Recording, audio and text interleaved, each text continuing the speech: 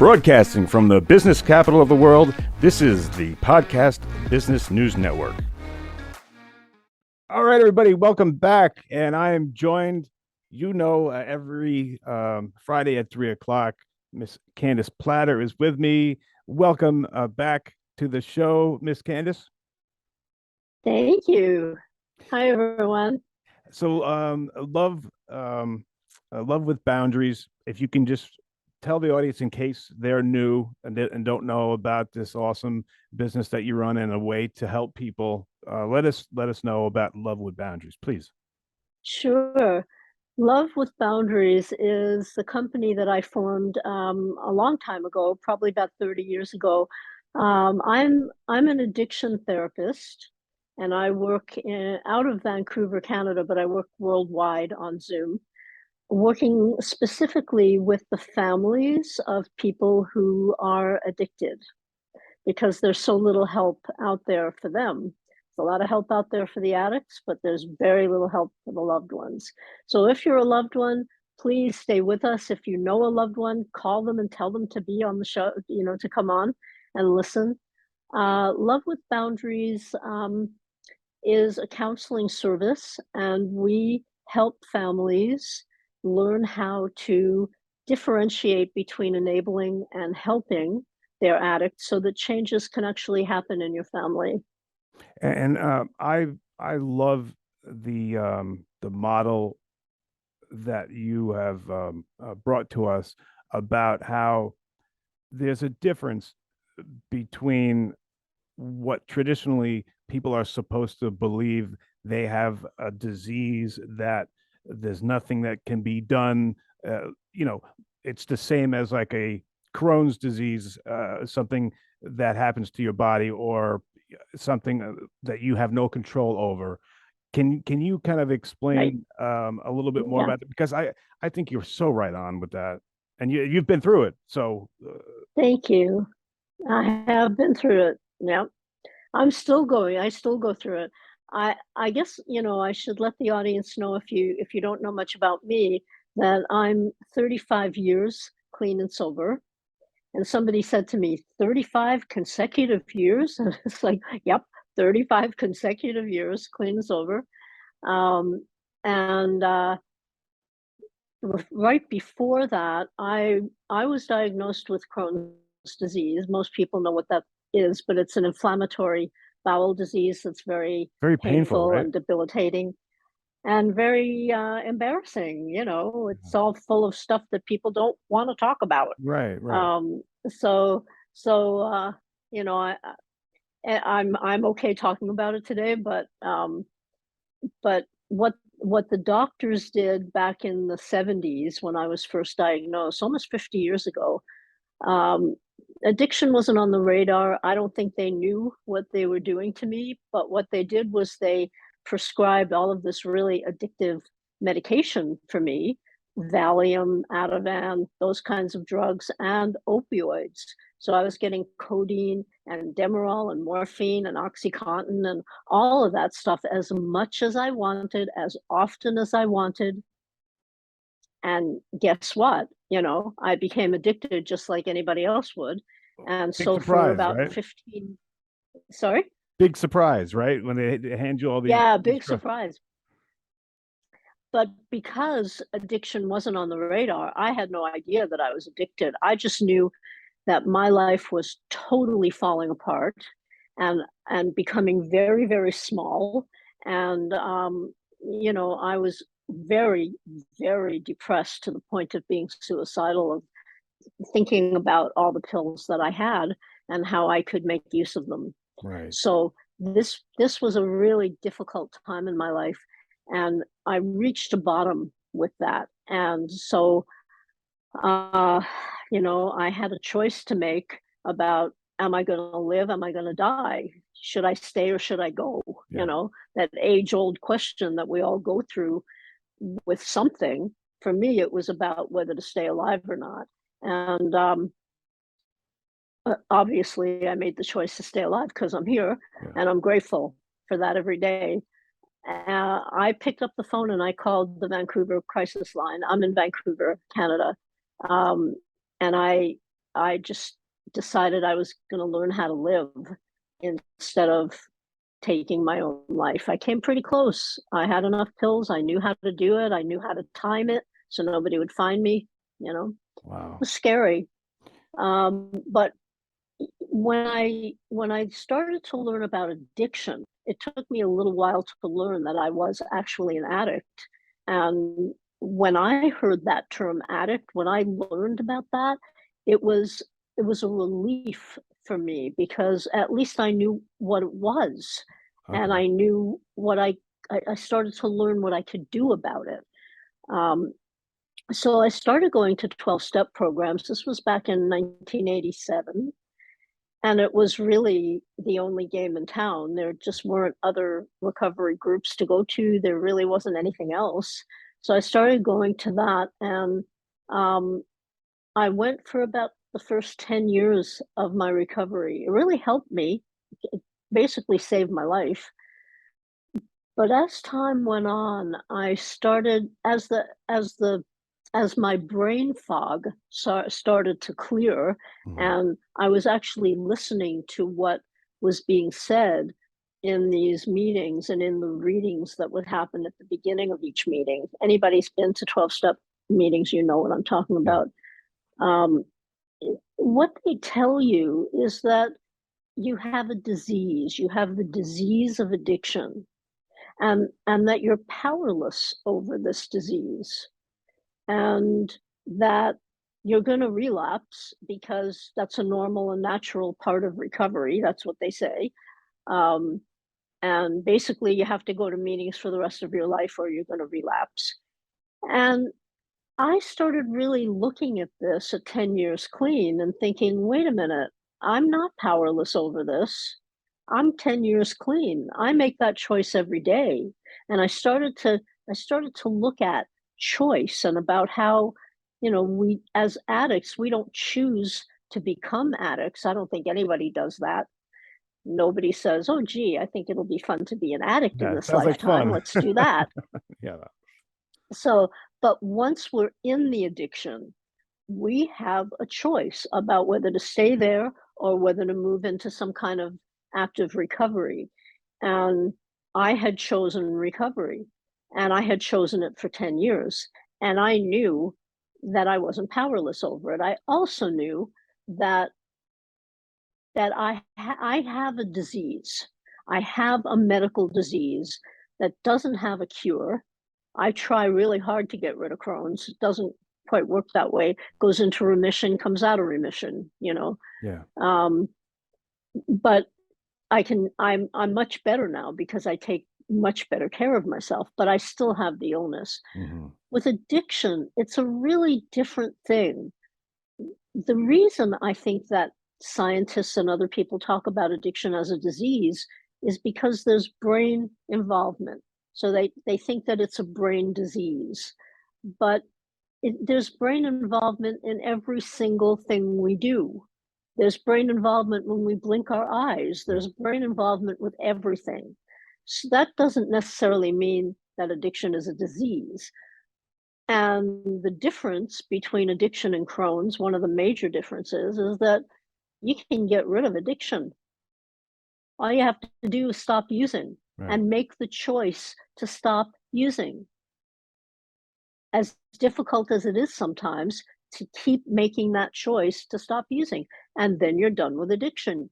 But of course, it's not that simple. It's not that easy. You have to do some inner work to find out why you needed to use that addiction in the first place, because it's really not about the addiction. It's about the pain that's underneath the addiction Hmm. and why people use that. Um, but we can kick addiction to the curb. All you got to do is make a choice to not use or drink or shop excessively or game all night or Right. Right. Substitute whatever it is, that could be whatever it is. Yeah. substitute, whatever. But And so thank you. So what I if you're a loved one and you're listening, what I really want you to understand is that if you have an addict who's still in active addiction, they are making a choice to be there. And you are so important in this whole equation as the loved one. There are things you actually can do that will help, and things that you can stop doing that may be hurting, that may be keeping the addict stuck in the addiction. You can influence your addict so much if you know the right things to do. And I am living proof that addicts can change, because I have not always been the person you see here today. Right. Yeah. And Yeah. Candace, what I don't think I've ever asked you, but I wanted to today, is when you were going through this, what was your support system like? How did your family treat you? Yeah. Well, my family was not, I will say that growing up in my family was not a picnic. Okay. My parents were educators, they were workaholics, they had their own addictions aside from that one. They didn't give a lot of time and attention to myself or my brother. Um, and when I went into recovery, um, they, they may have been enabling me in some ways, but really they weren't all that interested in what was going on with me. Narcissistic mother, self-absorbed father, that kind of thing. I see. They really weren't that interesting. And when I went into a rehab center, um, I remember that we had a family day. Many treatment centers, rehab centers have those where the family comes and, you know, for a day or a weekend. Right. Everybody else in the center, there were probably another 25 people. Everybody else, their family came. My family didn't. Was that a shot to you? Was it a So kick in the stomach? it it was a kick in the stomach. It was absolutely a kick in the stomach. I remember my mother saying to me, "I don't think I'm going to come because it's not going to be very pleasant." And so that's what I grew up with. I see. So when I say that I made a choice without any support from my family at all. Because if you had I a cop out, I you had every decided. reason to stub your toe, as they say, or whatever. You had every reason or excuse in the book to do so, but you didn't. That's right. I did for a long time. I did for 15 years, without actually knowing that I was, using addiction. But yeah, it was not an easy time. Right. So, um, yeah, so, when I work with families where the addicts have people who really, really love them and want them to recover so badly and will do practically anything they can have to do that to help them. um, Sometimes I tell the addicts, you're really fortunate. Not everybody has had that. Right. Right. So don't take it for granted, and stop your manipulation. And they may not be perfect parents, they may not be perfect in whatever they're doing, but or siblings, whatever, but they love you and they show it. That's important to hear, for people to hear that. Yeah, If this, yeah, you get more honest than that. Let me go and yeah. see what the audience has to say. Thank you for sharing, by the way. That's very moving, very powerful. Uh, I think that's anybody who has someone with an addiction. Hearing that, I believe, will help definitely. And how do people get a hold of you if they're in that situation? They can go to lovewithboundaries.com. I call it Love with Boundaries because we need to love our addicted people. We need to love them, but we need to love them with boundaries. Your addicts need you so much. They need you, but they need you to be healthy. And being healthy means setting healthy boundaries, self-respecting boundaries, boundaries that will help the addict come out of addiction. So it's lovewithboundaries .com, and we offer a free 30-minute consultation, free, and no strings attached at all. You Awesome. tell us a little bit about what's going on for you. We tell you how we work. If it's a fit, we move forward. Got it. Awesome. Mr. Producer, what do you got for us?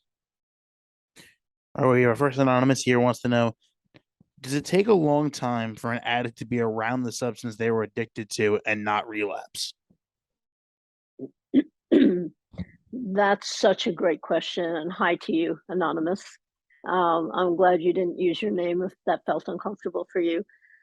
It it does take a little while, you know. It's what happens for addicts is they need to find new playgrounds and new playmates, because if they're around the substance or the behavior before they have some recovery under their belt, before they know and have some self-awareness about themselves and why they've been hurting themselves, they're just going to keep hurting themselves.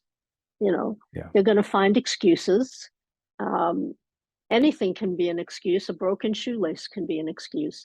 And so when a family is trying to support an addict or an alcoholic, especially somebody with substance abuse issues, if if it if they can, and it's such a good idea, um, to not have those substances around when the addict is visiting you or living with you. If you're not an alcoholic and you don't have to have alcohol in your home, don't have alcohol in your home. Yeah. It's a respectful way to help an addict recover, you know. Yeah. And this is especially true as the holiday It's the season holidays. Yeah. approaches. A Right. lot, a lot of people are thinking, well, we want to be able to have a glass of wine with dinner or two or three. Should we have our addict here because they're going to want to drink too? And Mhm. there's a lot of what ifs and what should we do and how should we do it. But I think a rule of thumb is that if you don't have to have the pot or the booze or the whatever Mhm. when the addict is with you, I think that's a really respectful, kind thing to do for the addict who's trying to recover. Yeah. And along those lines, the addict, and in your experience, coming out of it, and getting sober, they're going to lose some of the friends they thought they had, or the group they used to hang. There's going to be changes, right? If they're Yeah, not in that life anymore and they really change. Is that accurate? it is accurate, and it's a very difficult thing for people who really are making the choice to not use or drink, especially that. Yeah. I think gaming is another one that's really difficult because people meet each other online that way and form relationships, but the gaming lasts all night and nobody can work or go to school or do anything productive in society if they're gaming all night. Is that So something in would you yeah, see with there's adults? Because I heard that's just with kids. I don't know anything about it. Do you find adults that have that? yeah, it can happen with adults. and Really? and then of course adults, they get into porn and they watch that all night. Okay. And you know addiction is cunning, baffling, and powerful, as they say in the 12-step programs. And pretty much anything can be an addiction. Right. If it's really interfering with your life, then you've got a problem. Yeah.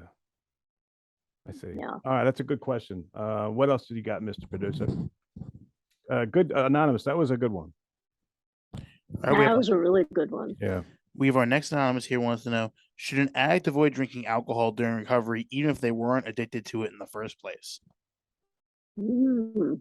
Oh, I like that Is question. that like a functional So type second person? anonymous, yeah, I like that question. So I just want to say hi to our second anonymous caller. Um, I was not addicted to alcohol. And the reason I wasn't addicted to alcohol is because every time I drank, it hurt my stomach, my Oh, intestines. But here's the thing. I mean, if I didn't have my drugs, if I ran out of pills or I didn't have enough pot, and at that point you couldn't just dial the dealer to come to you, I had to go get it.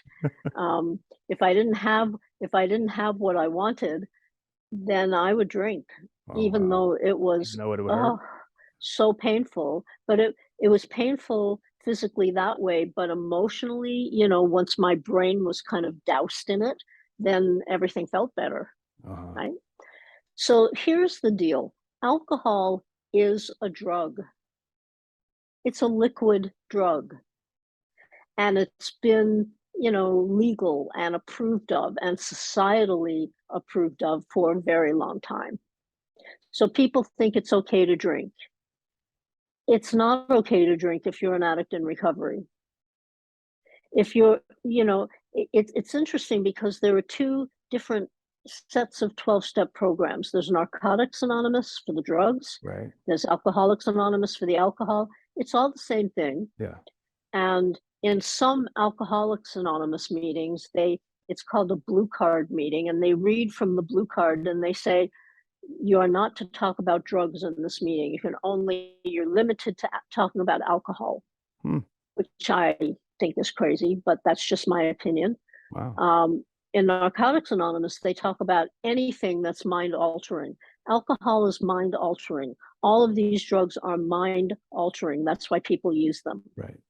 So if you've got an addict in your life who was maybe addicted to opiates or cocaine or drugs, right? Yeah, The yeah. things we think of as drugs, and is telling you that it's okay for them to drink because they weren't addicted to it, I say no to that. Okay. I call BS on that. Yeah.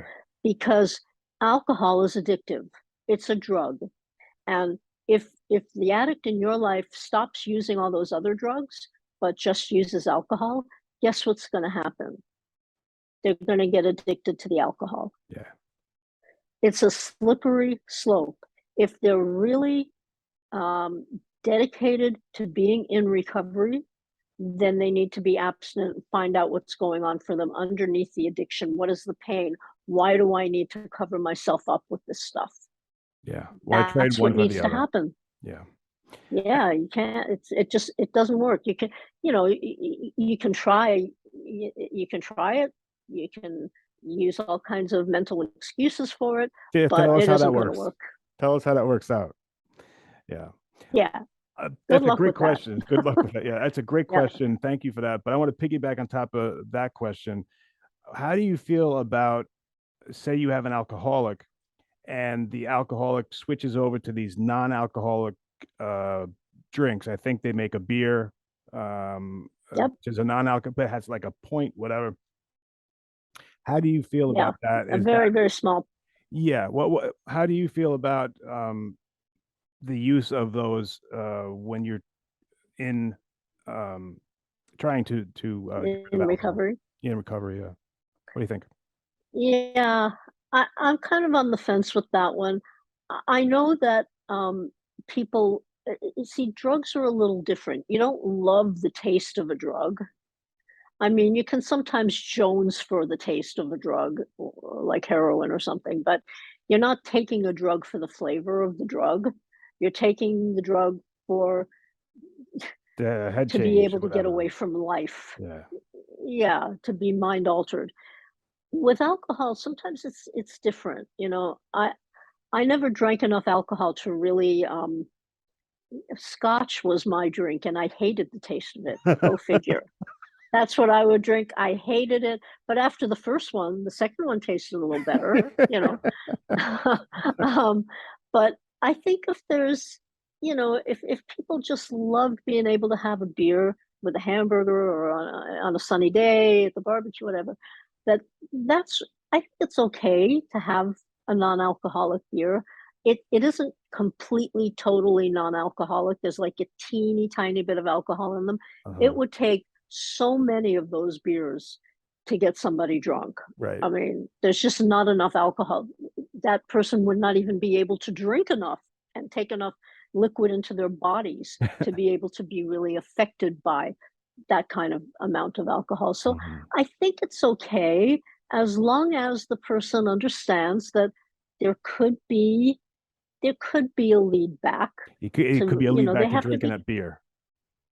Yeah, it could be a lead back, and I think they'd want to be careful about that, and maybe be accountable for that, and maybe if they have a counselor, let their counselor know, or let somebody know that they've had that, and not use it as just a free get out of jail free card kind of thing. Right. Yeah. I was curious to see what you'd say about that. Well, another great show, Yeah, Candace I'm on the Plus. fence. Yeah, and that's I've heard from people who know what they're talking about, like yourself. and that's one that you really can't nail down. I wonder what's scarier, if you're doing it while in recovery, or if you have 5 years of time underneath your belt, and then you think that you're gonna have a no duels. I don't know Okay. what's scarier. Well, do I have a minute to Yeah, just yeah, address sure, that? sure. Yeah. Okay. Yeah, these shows go so fast. I know. So if you're 5 years into recovery, for example, and you're not doing the inner work it takes to find out why you used the stuff in the first place, then you're definitely a candidate for relapse. Good point. Because as soon as something goes wrong, without self-awareness and without that determination and that having made that decision to stay clean, it's over, you're just going to go back to it. Life is just too hard. But if you're 5 years into it, I mean, I know that I need to take care of myself every day, even at 35 years clean and sober. If I have a therapist that I talk to because I believe everybody needs a therapist, especially therapists. You know, we all need somebody to talk to. We all need that. That's part of, I think, the human condition. And I work on myself all the time. If something comes up that I'm not dealing with well, I'm gonna look at what I need to do about that. Because if I don't, even at 35 years, I'm a candidate for relapse. Scary. And I don't want that. Right. Right. So I don't want that. So I do what it takes to not do that. And that's the decision. I don't want that. Got it. It's a different thing than saying, I can't do that. I can't drink and I can't use. I don't want to drink and I don't want to use. Yeah. That's a difference. I mean, maybe some days when it's really sunny and beautiful, I'd like to go to the beach and smoke a joint. Who wouldn't? But I choose not to do it. It's a choice. And that's the Again. difference. Because it isn't the first one we pick up, it's the one after that. We give ourselves permission to pick up the next one if we pick up the first one. Got it. Wow. Such great points and experience, and talking to us real and honest. That's why I love your program, Candace, and I love what you're doing. Oh, thanks, Casey. So it's always Yeah. a pleasure when you Thank come you. on Fridays. But let me give you the last word here. I know we're out of time. We're past time. Don't get mad at me. And let us know how to get a hold of you, please. Yeah. Okay, lovewithboundaries.com. Fill in our questionnaire if you want to have the free 30-minute consultation. We'd love to hear from you. And, you know, whatever point you are with this, if you're a loved one or an addict and you want help. And the thing that I would say is, please, as a loved one, please don't give up on your addict, because there are things you can do that you probably haven't tried yet. And we will help you with that. And if you're an addict thinking, oh, I've tried so hard to give it up and I keep going back to it, let us help you. We can help you with that. Got it. We know what that's like. The one and only Miss Candace Plattor. Thank you so much. And thanks, I'll Casey. speak to you next Friday. Have a great weekend. Are you looking for even more of the podcasts and hosts that you love? The Podcast Business News Network is proud to announce that you can now listen live on the MyTuner Radio and online Radio Box apps for iOS, Android, and the Amazon App Store. Or check us out online. Search for Business News Network on mytuner-radio.com, or search Podcast Business News Network on onlineradiobox.com/US so you don't miss a minute of the action.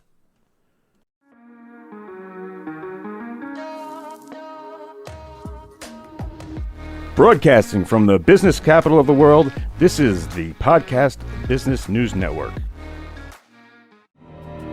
For nearly 2,000 severely injured veterans, everyday life has become filled with barriers. Day-to-day simple tasks can become pretty daunting. I have to carry my chair up 2 flights of steps or have somebody do it for me. What scares me the most is just the falling. When I'm struggling with my house, I think, to have that one great barrier just knocked down, it's crucial.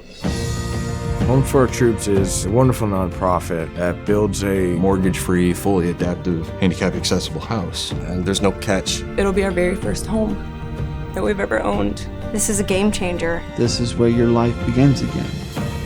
We need you to join us in completing this important mission. Please visit hfotusa.org and help build homes and rebuild lives. Because of you, everything's going to be okay.